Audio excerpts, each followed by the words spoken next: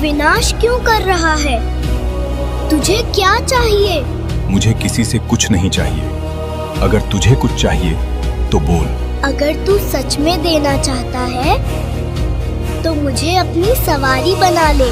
मैं इतना बड़ा और ये छोटा बालक मेरी सवारी करेगा? चल ठीक है बालक।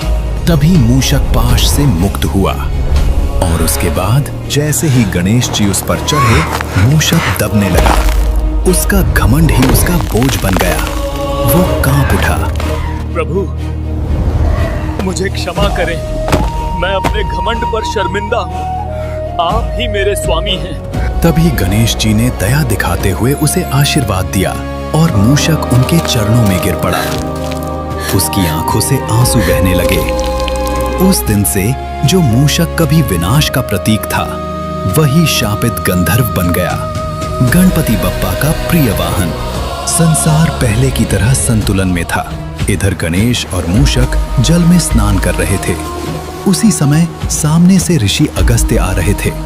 तभी गणेश की दृष्टि ऋषि अगस्त्य पर पड़ी।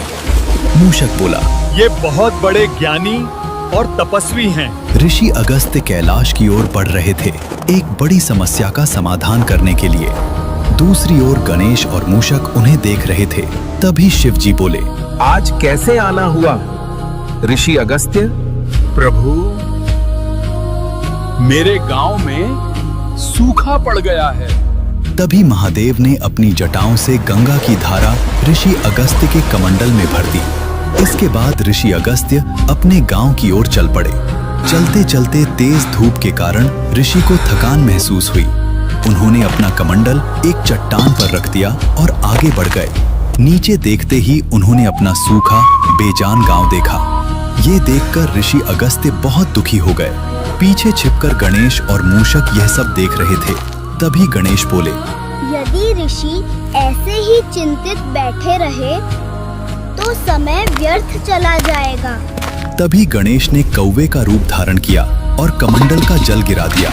उसी समय ऋषि अगस्त्य यह सब कुछ देखकर वे क्रोधित हो गए और बोले, हे दुष्ट,